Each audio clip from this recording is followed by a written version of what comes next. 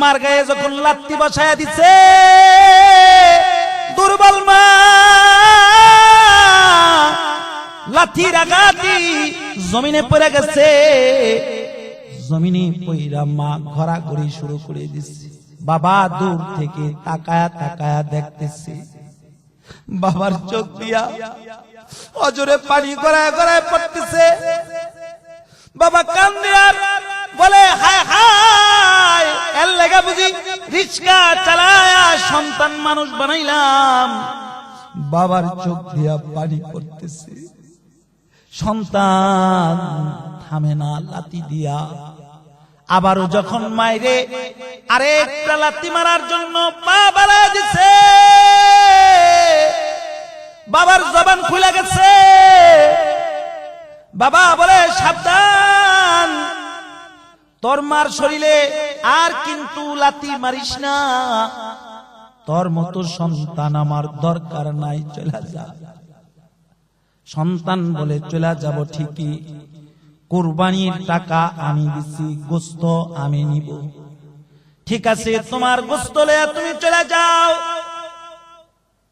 সন্তান গোস্ত লইয়া বিবিরে লইয়া চলে গেছে শ্বশুরালয়, শ্বশুর বাড়িতে। আল্লাহ তাআলা গোসা আইসা গেছে। আল্লাহ কয়, আমি ধরি না, ধরলে কিন্তু ছাড়ি না। ইন্না বাতুশা রাব্বিকা লাশাদীদ, আমার আযাব কিন্তু বান্দা কঠিন। কারণ আল্লাহর বিধান, আল্লাহ বলে, ওয়াকাদা রাব্বুকা আল্লা তা'বুদু ইল্লা ইয়াহু ওয়া বিল ওয়ালিদাইনি ইহসানা। আল্লাহ বলে, আমার গোলামি করবি। আমি তোরে বানাইছি, আসমান আমি বানাইছি, জমিন আমি বানাইছি, সূর্য আমার হুকুমে তোমারে আলো দে, রাত্র আমার হুকুমে অন্ধকার ছায়া ফেলায়, দিন আমার হুকুমে আলোকিত হয়। আমার গোলামি করবে, শুধু আমার গোলামি করলে চলবে না। ওয়া বিল ওয়ালিদাইনি ইহসানা, মা বাবার খেদমত করবি, মার খেদমত করবি, আমার গোলামি করবি, তাহলে আমার লগে তোর বন্ধুত্ব হয়ে যাবে, খাতির হয়ে যাবে। মার উপরে জুলুম করবি, আমার গোলামি করবি, তারপরেও আমার সাথে তোর প্রেম হবে না। হায় হায়, সন্তান লাত্তি মাইরা গোস্ত গুলা লইয়া বিবিরে লইয়া শ্বশুরালয়ে চলে গেছি। আসমানের মালিক নারাজ হইয়া গেছে, কঠিন আযাব সন্তানের উপরে দিচ্ছে। হায় হায়, থানবী লেখে সন্তান জ্বরে আক্রান্ত হয়ে গেছে। কিছুদিন পর তার জ্বর আছে, জ্বরের পরে তার গায়ে বসন্ত আইসা গেছে। কিছুদিন বসন্ত থাকার পরে ঘা পচা ধরে ফেলাইছে। ডাক্তারের কাছে লয়ে গেছে। ডাক্তাররা বলে, তার দেহ পুরাটা পচতে পচতে সে মৃত্যুবরণ করবে। কেন গো ডাক্তার? কয়, তার দেহে ক্যান্সার হয়ে গেছে। বিবি স্বামীরে চলা অন্যত্র বিবাহ বয়ে চলে গেছে। থানবী বলে, শ্বশুরালয় থেকে তারে বাহির করে দিছে, চাকরি থেকে তারে বরবাদ করে ফেলাইছে। হায় হায়, এবার সে চিন্তা করতেছে, বিবি তারায়া দিতে পারে, শ্বশুর তারায়া দিতে পারে। হায় হায়, বন্ধু বান্ধব তারায়া দিতে পারে, চাকরি থেকে আমারই বিদায় করে দিতে পারে, ছাঁটাই করে দিতে পারে। তবে কে আছে আমার বিপদের দিনে আমারই দেখভাল করা লাগবে? হায় হায়, আমি কি করলাম? আমার মা যদি থাকতো জীবনে, আমার মা আমারে তাড়ায় দিত না। বাড়িতে চলে আসছে, শ্বশুরালয় থেকে নিজের বাড়িতে চলে আসছি। বাবা সন্তানকে দেখা চেহারা অন্যদিকে ফিরে রাখছে। ভাই তার আপন বাইরে দেখা ঘর থেকে বাহির হয়ে গেছে, কোনো কিছু বলে না। মা সন্তান দেখা জড়ায়া ধরছে, ধরে বলে জাদু তোর কি হয়েছে, কি হয়েছে আমার সন্তানের? লোকেরা বলে আপনার সন্তানের ক্যান্সার হয়ে গেছে, আপনার সন্তান বেশি দিন বাঁচবে না। মা চোখের পানি ছাড়ে আর বলে না, আমার সন্তানের এমন রোগ হওয়ার কথা নয়। হায় হায়, সন্তানদের রাইখা মানুষ চলে যায়, তার দেহ থেকে পচা দুর্গন্ধ আসে, বাবা সন্তানের কাছে যায় না, ভাই তার ভাইয়ের কাছে যায় না। যে প্লেটে সন্তান ভাত খায় ওই প্লেটে বাবা ভাত খায় না, যে প্লেটে সে ভাত খায় তার ছোট ভাই ওই প্লেটে খায় না, যে ঘরে সে থাকে ওই ঘরে বাবা যায় না, ছোট ভাই যায় না। মা দুঃখিনী সন্তানদের ছাড়ে না, লোকমা বানায়া বানায়া মা সন্তানের মুখে তুলা দেয়, পচা দুর্গন্ধ মার নাকি লাগে না। মা পচা দুর্গন্ধ গাওয়ালা সন্তানটি নিজের বুকে জড়ায় রাখে। রাত্রিবেলা সন্তানের সাথে মা থাকে, রাত্রিবেলা মা বারবার ঘুম থেকে জেগে সন্তানের মাথায় কখনো হাত দে, সন্তানের পেটে কখনো হাত দে, সন্তানের পায়ে কখনো হাত দে, কখনো সন্তানের গায়ে খাতাটা দিয়ে দে, আবার কখনো গা থেকে খাতাটা নামিয়ে দে। তার নাম হলো মা। এবার সন্তান বুঝা ফেলাইছে, সন্তান বলে মারে, ও মা আমি বুঝছি, আমি বুঝছি, বিবির লগে বিবিরে খুশি করতে যায়া ও মা তোমাকে যে আমি লাত্তি দিছি, আমার মালিক বুঝে আমার প্রতি নারাজ হয়ে গেছে রে মা। ও মা তুমি আমারে মাফ করে দাও। থানবী লেখে সন্তানের মরার আগ মুহূর্ত পর্যন্ত মা সন্তানরে ছাড়ে নাই, মা সন্তানরে ছোট বাচ্চার মতো বুকে রাখছে। একে বলা হয় মা। এজন্য সাহাবী রাসূলের কাছে আসছে, আয়েশা বলে সরকার পৃথিবীর জমিনে সবচাইতে খেদমতের অধিকারী কে, খেদমত পাওয়ার যোগ্য কে? রাসূল বলে তোমার মা। সাহাবী বলে তারপরে কে? রাসূল বলে তোমার মা। সাহাবী বলে তারপরে কে? রাসূল বলে তোমার মা। সাহাবী বলে তারপরে কে? চতুর্থবার মাথায় রাসূল বলে তোমার বাবা। মুহতারাম হাজিরিন, মা বাবারে কষ্ট দিও না। এজন্য রাসূল বলে ক্বালা রাসূলুল্লাহ, ক্বালা রাসূলুল্লাহ সাল্লাল্লাহু আলাইহি ওয়াসাল্লাম হুমা জান্নাতুকা ওয়া নারু। তোর মা বাপ তোর জন্য জান্নাত, তোর মা বাপ তোর জন্য জাহান্নাম। মা বাবার খেদমত করা, রবের গোলামি দিয়া যদি জিন্দেগি সাজাইতে পারো, চক্ষু বন্ধ করবা আর মালিকের জান্নাতের মালিক হয়ে যাইবা। আর যদি মা বাবার খেদমত না করো, এমনকি মুহাম্মাদুর রাসূলুল্লাহ সাল্লাল্লাহু আলাইহি ওয়াসাল্লামের সাহাবীও হও, তারপরও তোমার উপরে বিপদ আইসা যাবে, আযাব আইসা যাবে। যেমন আল্লাহর রাসূলের সাহাবী হযরত আলকামা, যে সারা রাত্র দাঁড়ায়া দাঁড়ায়া তাহাজ্জুদ নামাজ পড়তো, যে রাস্তায় চলতে ফিরতে জিকিররত অবস্থায় থাকতো, যে দিনের বেলায় গরিব অসহায়দেরকে দান সদকা করত। ওই আলকামা মৃত্যুর শয্যায় সজ্জিত অবস্থা যখন তার বিবি দৌড়ে আল্লাহর রাসূলের কাছে আয়েশা বলে সরকার আপনার সাহাবী আলকামা মৃত্যুর শয্যায় কাতরাইতেছে। রাসূল বলে তাই নি বুঝি? কয়েন হা। তবে সরকার আর সাজ্জের বিষয় হলো যে আলকামা সব সময় মালিকের জিকির করত, যে আলকামা সব সময় নামাজরত অবস্থায় দাঁড়ায় থাকতো, ও সরকার ওই আলকামার জবান দিয়া কালেমা আসতেছে না। কালেমার তালকিন দিলে আলকামা কালেমা পড়তে পারে না, তার জবান বন্ধ হয়ে আছে। আল্লাহর রাসূল হযরত বেলাল, হযরত সালমান ফারসি, হযরত আলীরে পাঠাইলেন, যাও আমার আলকামার কাছে যাও, আমার আলকামারে কালেমা পড়াও। যাও যাও আমার আলকামারে যায় কালেমা পড়াও গা। হযরত বেলাল, হযরত আলী, হযরত সালমান ফারসি চলে গেছে হযরত আলকামার বাড়ি। যায়া দেখে হযরত আলকামা মৃত্যুর শয্যায় কাতরাইতেছি, আলকামার সামনে কালেমা পড়তেছি, লা ইলাহা ইল্লাল্লাহু মুহাম্মাদুর রাসূলুল্লাহ সাল্লাল্লাহু আলাইহি ওয়াসাল্লাম।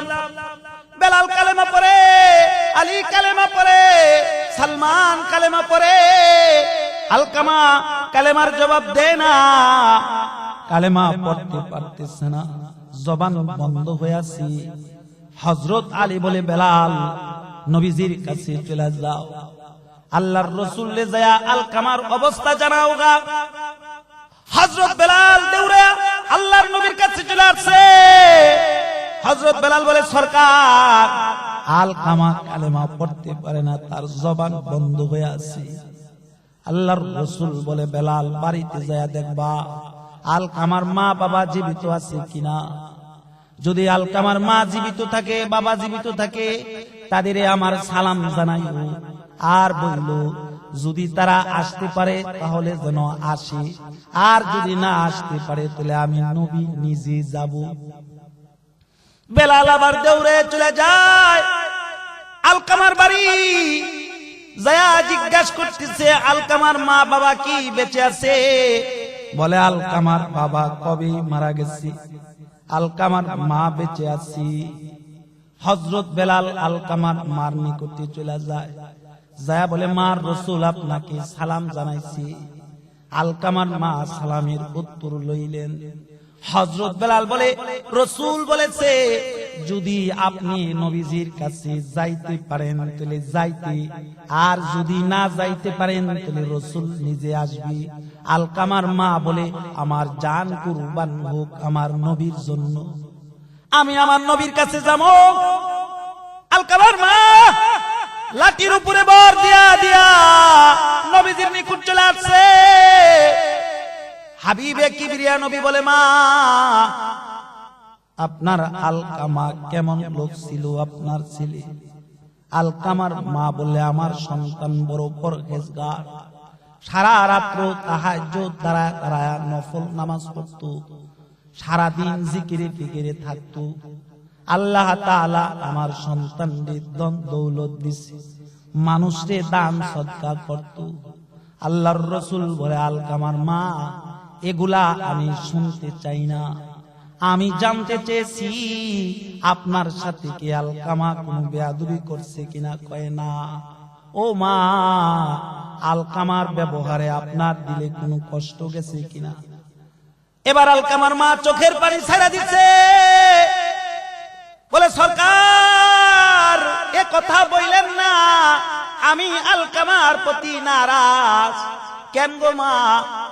বলে, সরকার আলকামারে আমি কষ্ট করে লালন পালন করেছি, সে আমার কথায় প্রাধান্য দেয় না, তার বিবির কথায় প্রাধান্য দেয়। সরকার গো, এজন্য আমার দিলে ব্যথা। রাসূল বলে, আলকামার মা আপনি আলকামারে মাফ করে দেন। আলকামার মা বলে, সরকার আমি তারে জীবনেও মাফ করব না। রাসূল বলে, বেলাল যাও যাও লাকড়ি জমা করো, সাহাবীদেরকে বলো লাকড়ি জমা করতে। আলকামার মা বলে, কেন গো সরকার লাকড়ি জমা করবেন? রাসূল বলে, আলকামার মারি যদি আপনি আপনার সন্তানকে মাফ না করেন তাহলে লাকড়ি জ্বালায়া আলকামারে পুইরা ছাই করে ফেলাম। আলকামার মা চোখের পানি ছেড়ে বলে, সরকার আমার সন্তানকে জ্বালায়েন না, আমি মা সইতে পারবো না।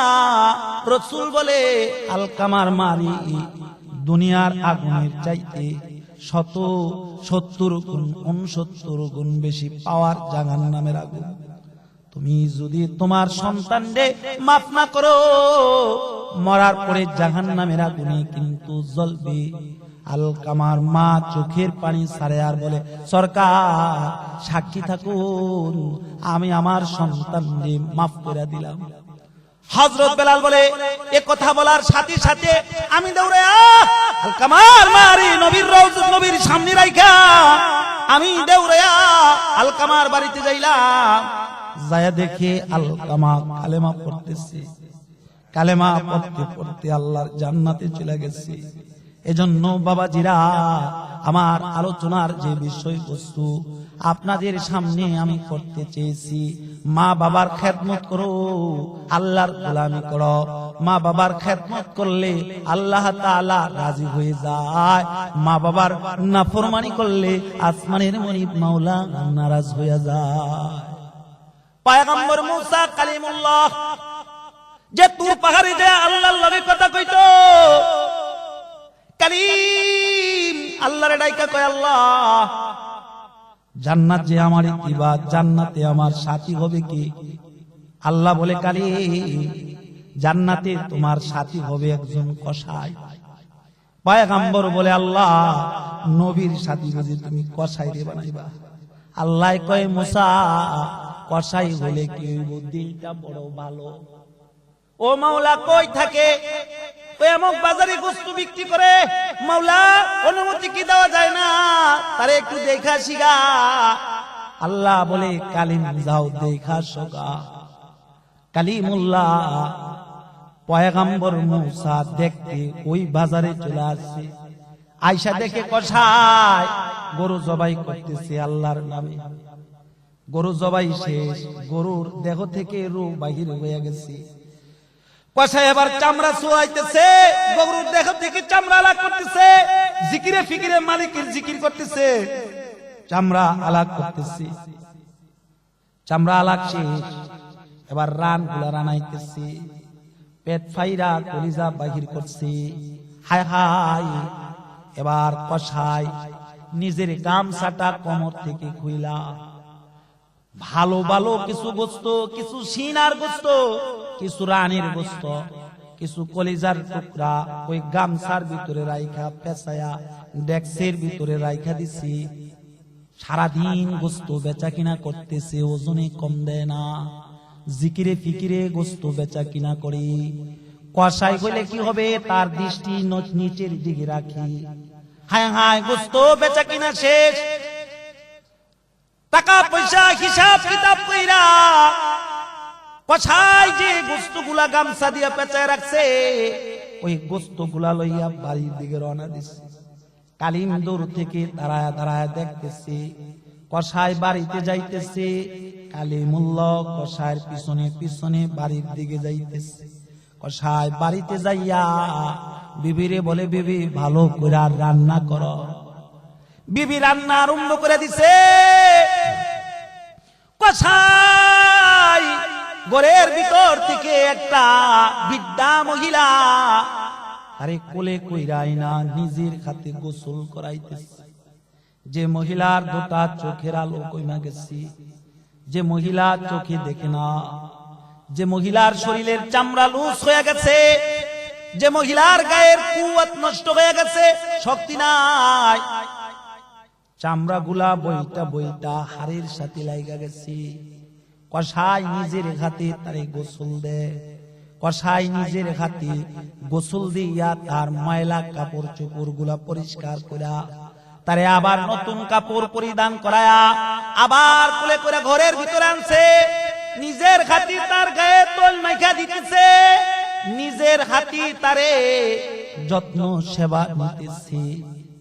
বিবির রান্না শেষ হয়ে গেছে। কসাই সন্তানরে গোস্ত খাইতে দেয় না, বিবিরে খাইতে দেয় না, নিজে খায় না। কিছু ভাত প্লেটে নিয়া কয়েকটা গোস্তের টুকরা প্লেটে লইয়া বৃদ্ধা মহিলার কাছে চলে আসছে। কালিম দূর থেকে দেখতেছি কসাই লোকমা বানায়া বানায়া বৃদ্ধা মহিলার মুখে দিতেছে। হায় হায়, মহিলার দাঁত গুলা পড়ে গেছে, গোস্ত চাবায়া খাইতে পারে না। তাই কসাই নিজের মুখে গোস্তের টুকরা গুলা নিয়া নিজে চাবায়া চাবায়া গোস্ত গুলারে মুলাম বানায়া বৃদ্ধা মহিলার মুখে দিতেছে। হায় হায়, এত যত্ন করতেছে কসাই।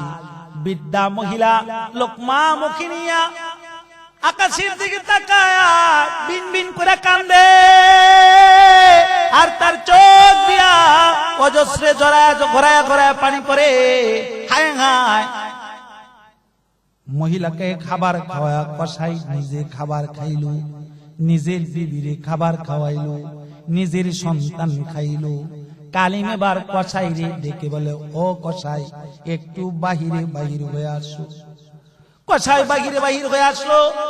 কসাই কি কালিম বলে, সারাদিন গোস্ত বেচা কিনা করলা, ক্লান্ত শরীর নিয়া বৃদ্ধা মহিলার যত্ন নিলা, গোসল দিলা, তার গায়ে তৈল মাইখা দিলা, তার ময়লা যুক্ত কাপড় গুলা ধৌত করে দিলা। ও কসাই, নিজের হাতে লোকমা বানায়া তার মুখে লোকমা উঠায়া দিলা। গোস্ত চাবায়া খাইতে পারে না, নিজের চাবায়া চাবায়া মুলাম করা তার মুখে গোস্ত দিলা। ও কসাই, এত যত্নের পরে বৃদ্ধা মহিলা কেন কেঁদেছে? কসাই বলে, ও পথিক, এটা কোনো দুঃখের কান্না নয়। আমি আমার মার সেবা যত্ন করি, আমার মা আমার প্রতি রাজি, এজন্য আমার মা আনন্দে কেঁদে কেঁদে আল্লাহকে ডেকে বলে, আল্লাহ, ও মাওলা, মার দোয়া নাকি তুমি কবুল করো? আমি মা হইয়া তোমার কাছে একটা দরখাস্ত করতেছি। আমার ছেলে কসাই হলে কি হবে? সারাদিন বাজারে পরিশ্রম করে মেহনত করে রে মালিক, সন্ধ্যাবেলা আইসা আমি মার খেদমত করে আমি মারে ভালোবাসে। আল্লাহ, সন্তান দেবার মতো আমার কাছে কিছু নাই। ও মালিক, আমি মা হইয়া তোমার কাছে ফরিয়াদ করতেছি, আমার এই সন্তানটারে এ যুগের নবী পয়গম্বর মুসার জান্নাতের সাথী বানায়া দিও। সুবহানাল্লাহ। আমার সন্তান পয়গম্বর মুসার জান্নাতের সাথী বানায়। পয়গম্বর কালিমুল্লাহ বলে, কসাই, তোর মারে কানতে না করিস, আল্লাহ তাআলা তোমার মার দোয়া কবুল করিস। আমি এই যুগের নবী পয়গম্বর মুসা। বাবাজিরা আমার, মা বাবার খেদমত করলে শুধু নবীর জান্নাতের সাথী হওয়া যায় তা না, আসমানের মালিক মাওলা জমিনও ইজ্জত বাড়ায়া দে। আসমানের মালিক মাওলা জমিনবাসীকেও তার প্রতি মায়ার নজর ঢুকায় মায়া লাগায়া দে। হায় হায়, পয়গম্বর কালিম আল্লাহকে ডেকে বলে, আল্লাহ, বুঝছি বুঝছি, এই কারণেই তুমি কসাইরে আমার জান্নাতের সাথী বানাইছো। বাবাজিরা, তোমরা যারা এই ময়দানে আসো, যাও বাড়িতে যাইয়া মার কাছে ক্ষমা চাওগা। যদি কোন মার সাথে অপরাধ করে থাকো, যদি বাবার সাথে কোনো অপরাধ করে থাকো, যাও বাবার কাছে ক্ষমা চাওগা। আসমানের মনিব মাওলা মা বাবার কাছে মাপ চাইলেও তার ইজ্জত বাড়ায়া দে। আসমানের মনিব মাওলা মা বাবার কাছে মাপ চাইলেও তার জিন্দেগির গুনাহ মাফ করে দে।